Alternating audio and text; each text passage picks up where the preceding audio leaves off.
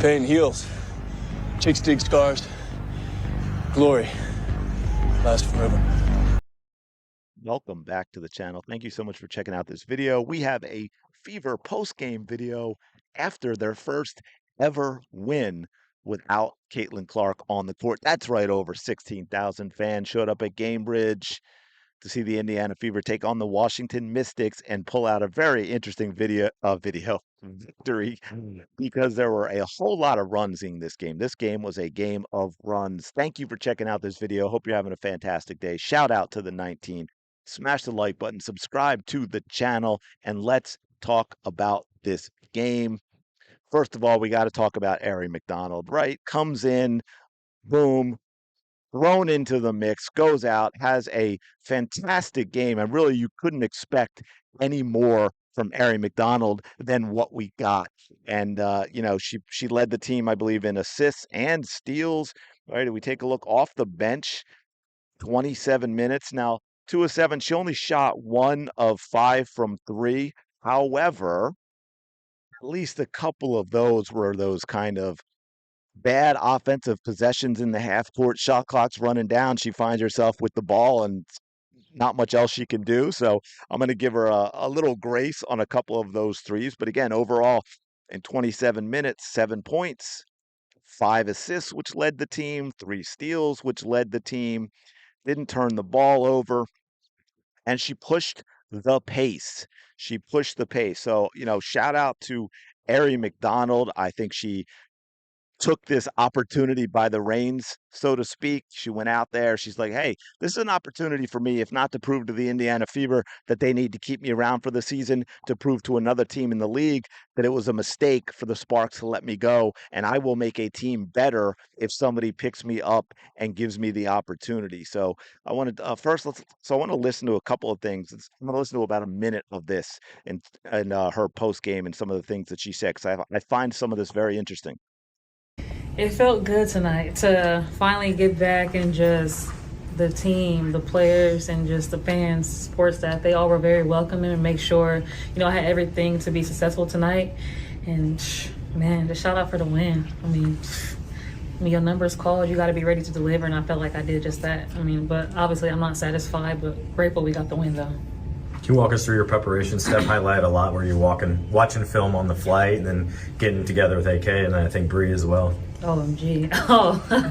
It was a lot. That part made me anxious, just coming in, not knowing the system, not really playing with the players. But yeah, it was a lot of film sessions by myself, just rewatching stuff, and a lot of film with AK, just asking questions. I feel like a lot of people don't ask enough questions. So just being a sponge like these last couple of days, and I think that's helped me tonight. What specifically were you trying to watch on the film? Like the flow or player tendencies or plays?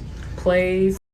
Okay. Player tendencies, where my teammates like the ball, and just, paying attention to the scout, being a pro, just paying attention to the little details. Okay, a few things on this. First of all, I'm shocked, I say, to find the Fever fans were welcoming. But I love that she put in this type of work because, believe it or not, a lot of athletes nowadays, what I look and what's the most disappointing to me is so many of them, I think, are soft and entitled and feel like they deserve to be there and they don't want to put in the work that is needed to excel. And Aari has done that. She didn't say like, okay, well, I've been out of the league. Okay, I got this contract. I'm going to be here a little bit. I'm just, I'm going to go out and play, and that's that. She's like, no, man, I'm going to go out. I'm going to give everything I have. So when this is over, whether I'm here, whether another team picks me up, or whether I'm going back home and I got to find myself a real job, I am not going to have any regrets about what I did to try and continue to make my dream come true, which is absolutely fantastic. I love hearing that. She's absolutely got the right attitude.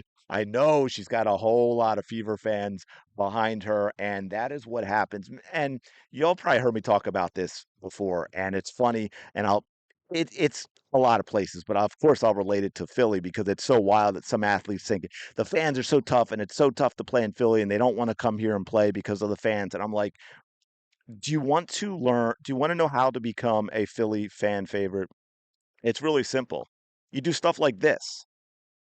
And that's not the only one. She took another charge like that where Ariofan and then Aaliyah and Caitlin like that. She took another one where Kiki ran over under the basket. She took 2 charges tonight. It's like those are the things that you do become a fan favorite. It doesn't take much. Fever fans, you know what I'm talking about. If you were watching that game, you absolutely love that. Like you're a fan of Aari McDonald now because she went out, she gave you energy, she gave you enthusiasm, and she gave you effort. E cubed, right? That's what you need: enthusiasm, energy, and effort. And you're a fan favorite. E cubed equals F squared, right? Okay, I'll make sure I had that right and didn't say anything crazy. But I I love the way she went out and played. I think this was her first bucket as Indiana Fever, right? And the steal on this and just goes right in, goes to the bucket, lays it in with the left hand. But she brought energy, she brought tempo, which I thought was fantastic. Um, it also this is interesting. It also kind of puts the lie to the excuse we've heard about the Fever starting instead of, oh, the coach isn't using Caitlin correctly. And, oh, maybe, we've got some players we shouldn't have, or they're not doing what they should do. They're not being put in position for success. It's, oh, well, they need time to gel. Oh, well, they need time to gel. How much time did Aari McDonald have to gel with this team? She gelled instantly. If you took this out of context and you watched that game, you would think Aari McDonald has been on this team. She's just one of those. She's a key player to the team that can come off the bench and give you a lot of minutes, right? You don't think you don't watch that and think, oh well, that Aari McDonald, she must be new. Clearly she needs time to gel with her teammates, right? No, no, no, no. And another note on her, which you saw a little bit, was the game was a little more up tempo. Um, and Aari McDonald had a lot to do with that. Aari McDonald is 26. She's explosive. She's fast. She wants to play fast. No one liked when I said this team went past vets and experience into too old. And that's where they are, too old. They went from the youngest team in the league to I'd say top three. I wasn't able to find a current list, but based on how old the Fever are, they'd be like in that, I think, second on last year's list. So they're right up near the top. They went from young to old, and that you never want to do that. I don't care how much experience you are talking about when your core is so good together. And let's face it, the core has been carrying this team. It's Mitchell, it's Hull, it's Boston, it's Clark, obviously, before she got hurt. It's Dantas when she gets a chance to play. And shout out to Dantas, had 8 points in 17 minutes. And I think all 8 of them came in the first quarter. Maybe she had a bucket in the second. She made her first 2 threes. So that was big as well. You had Boston, and this is where it's more than the box score. I go through the box score. I kind of use it more to point stuff out to you, but also to remind me of how some things went. And before I show you this, if we go to the box score example, it's like, okay, well, Boston, well, she was 5 for 5, which was phenomenal, right? But then you think, okay, but she only took 5 shots. She only grabbed 1 rebound. She did also have 4 assists, but she was phenomenal, which is why she was 5 for 5. The problem is, unfortunately, as we've seen many times, she picked up 2 fouls before we were halfway through the first quarter and had to sit. And then she picked up a third foul in the second quarter and had to sit. So she played with foul trouble throughout most of the game, which is why she was limited, which was a shame because when she was playing, you saw a lot of great stuff. I mean, she was just phenomenal in the post. She was doing a great job of sealing off her defender. She was using quick feet, great footwork, great finishing. There's a left hand. She has maybe this season has become the best. I love this seal. Check this out. Yeah, get away from me. I mean, she didn't even put her under the basket. She put her under the backboard. She got herself under the basket, probably a little too far. That's how effective her seal was on that play. So Aari McDonald, I think, kind of exposed a couple of problems with the team. This whole gel thing is nonsense, and also the age of the team because she came in and she just went, folks. And I'm not sure some of these players can go with her like that. Bonner was overall better tonight, but again, I mean, she 4 of 12, folks, 4 of 12. only grabbed 2 boards in 21 minutes, turned the ball over 3 times. And a couple of her turnovers, I can't remember the third, but I know 2 of them I made notes of. I was like, these are bad. These are sloppy turnovers. I think Howard had a sloppy turnover. And that was a big issue that I have for this team in terms of taking the next step, even when Clark is back, is there's a lot of sloppiness. And I say this to my athletes and players all the time in coaching about how important the little things are, because the little things, doing the little things correctly, not only reinforces great habits, but it is what separates great teams and great players from the rest. It is the difference maker. I'll give you, we could go on and on that, but just give you quick examples because you heard me talk about this before. Setting a screen, a good screen, is a little thing, but also the flip side of that, running off a screen properly is a little thing. Boxing out is a little thing. I remember when it got crazy in that fourth quarter and Washington got an offensive rebound on a free throw. Yeah, sometimes the ball takes wild bounces, but that should not happen. Now, there's still some concern. Look, this is a big win. They needed this win, but it doesn't alleviate all the concerns. Washington, check this out. 30 of 55, including 1 of 10 for 3. Do you know what that means? That means they were 29 of 45 from the field from 2-point range. Somebody do the math on that for me. That's like what, 60 some percent from the field from 2? 65% in that range? That's crazy. That cannot happen. On top of that, they got out rebounded 33-19. The Fever only got 1 offensive rebound. Now, thankfully, the Fever shot well, 30 of 59 and 11 or 28 from 3. Not great from the line, 14 of 23. I think Kelsey Mitchell, I think she was 6 of 10. And basically, other than one time, she went to the line, 3 or 4 times in the fourth quarter and made 1 of 2 every time. Thankfully, the Mystics cooled off a little bit. They went on a huge run. The Fever got up 16, and the Mystics brought it back down to, I think, 74-71 before the Fever were able to separate on that. Was there something else? I think I had another. Oh, yeah, this is like, I think I've got a couple of real quick, to be fair. Okay, yeah, this is Lexie Hull making a 3 to extend the lead, but this is great work by Sydney Colson. That's a great pass to right. There is great spacing there, and that is something we haven't seen from the Fever enough. And again, if we look back, right, would they take 28 threes? So now we're back on that's the type of breakdown in terms of threes and twos usually that the team took last year, right? They averaged, I think, like 26 threes last year, but they'd only been averaging like 20 this year. Now, I talked about the pace being a little better overall, but he had 59 shots. I don't care if they shot 23 free throws. They shoot 20 plus. And that's about 20 shots less than they should be taking. I mean, that's like 10, 11 shots less, 9 or 10 shots less than they were taking per game last year.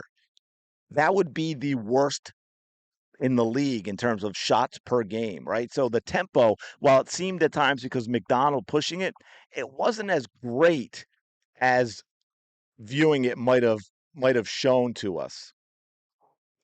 And then I think there's one other play though from Lex that I wanted to show. This was a really nice layup too. I don't want to hear any more about Lexie Hull not making layups. She had another one that was just as good because they're tough layups too. She's making tough layups. And we're going to shout out Lexie Hull.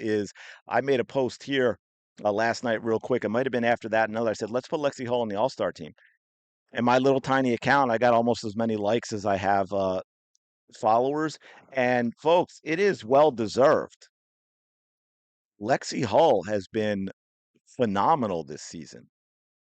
Last night, 14 points, 2 of 4 from 3, right? 6 rebounds, 4 assists, a steal, the usual great defense that she normally plays, plus 19. 36 minutes Lexie Hull played. 36 plus 19. The team only won by 9. That means in the 4 minutes she didn't play, they were minus 10. Minus 10? Minus 10. I did the math right? My point being, that's a Caitlin Clark breakdown, right? That's like the breakdown I said about how they played against the Liberty. And then this is a great drive by Kelsey Mitchell. Great finish by Kelsey. Kelsey got off last night. Finally, the way she had been playing, 7 of 14, 4 of 7 from three. She didn't shoot the foul shots very well, but picked up 3 assists, a couple of steals, plus 11, 24 points. I think that's the first time she was over 14 without Caitlin Clark, so that's a big deal for Kelsey Mitchell as well. Um, I mentioned Dantas off the bench and how big she was.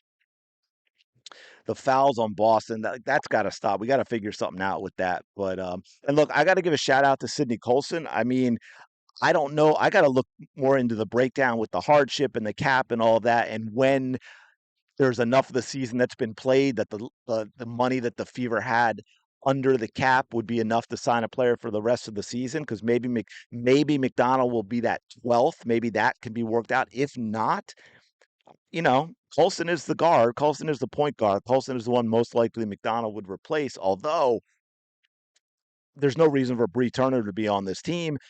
Get Michaela Timpson some minutes.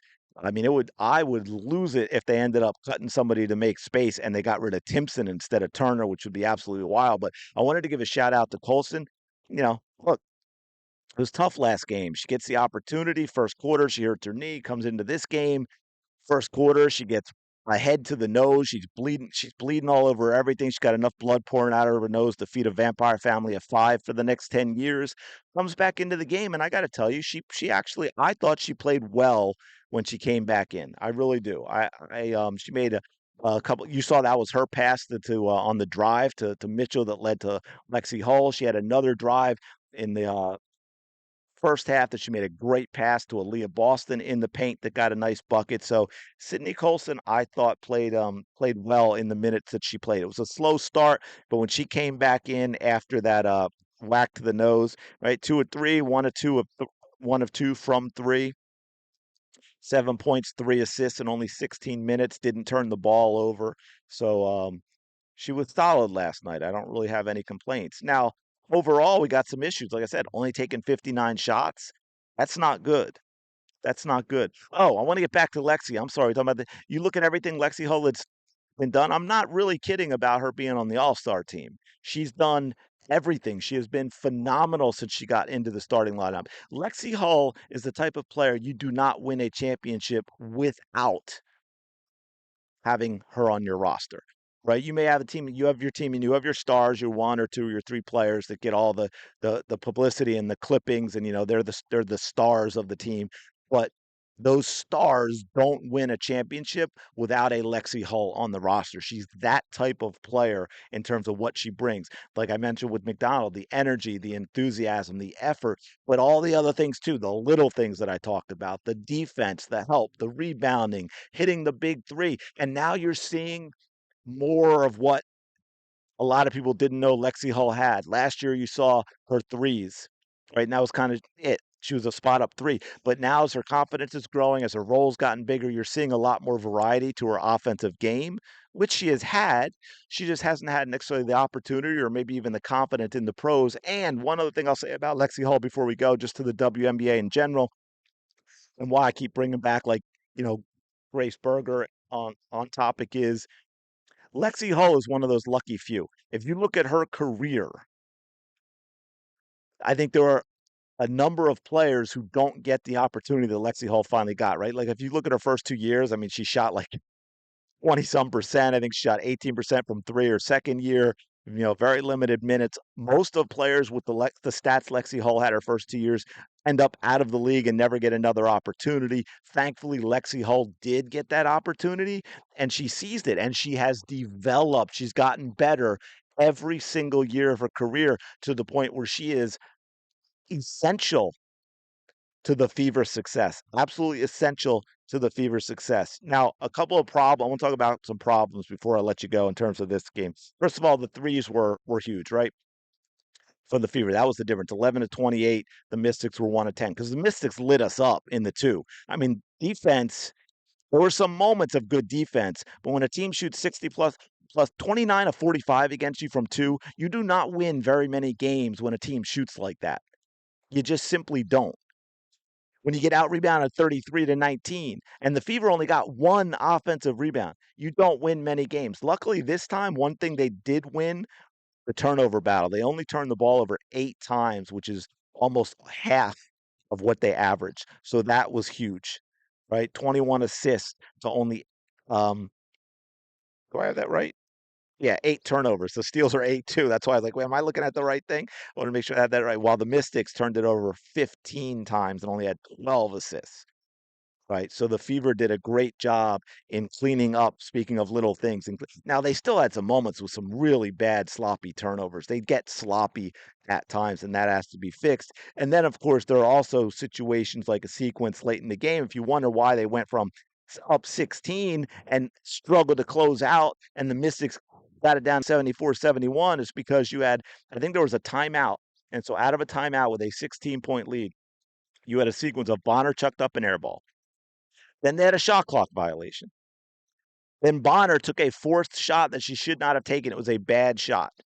Then Boston goes 0 for 2 from the free throw line. Then they have another shot clock violation. In the meantime, Sykes turns it up. The Mystics turn it up. They're going to the bucket. I mean, Sykes had, I forget what the exact number is, but a lot of those points from Brittany Sykes, a lot of those 20 were the fourth quarter. I don't know off the top of my head. I want to say she had at least 10, 12 points in the fourth quarter alone, right? She put her head down and she got to the bucket. So overall, huge win, important win. Aari McDonald looked really good. That was a big addition to have her come in. She helped out a lot, obviously. Lexie Hull was phenomenal. Aaliyah Boston, unfortunately, limited it with foul trouble, but in her minutes offensively, phenomenal. Kelsey Mitchell got it going. Natasha Howard's a concern. She also only played 19 minutes, so you kind of wonder mentally where that's going to go. So we'll see. So look, it's a step in the right direction. I'm never going to have my questions fully answered with Stephanie White until Caitlin Clark comes back and we see a number of games and a consistency in what the offense is going to look like, and if Stephanie White is going to put her ego aside and play the way that the team needs to play to be effective, or if she's going to try and continue to install her very limited half court offense. I don't think she's a very good. I'm sorry, I don't think she's a very good offensive coach. And I hope I'm wrong. I hope she is able to make the changes and she ends up coach of the year. And you can all point back to this video where I said I didn't think she was an offensive coach and you can make fun of me. That would be fantastic. I would love that. But anyway, I'm going to leave it there. Appreciate you as always. Smash the like button, subscribe to the channel. Go have the day you deserve, and I will talk to you later.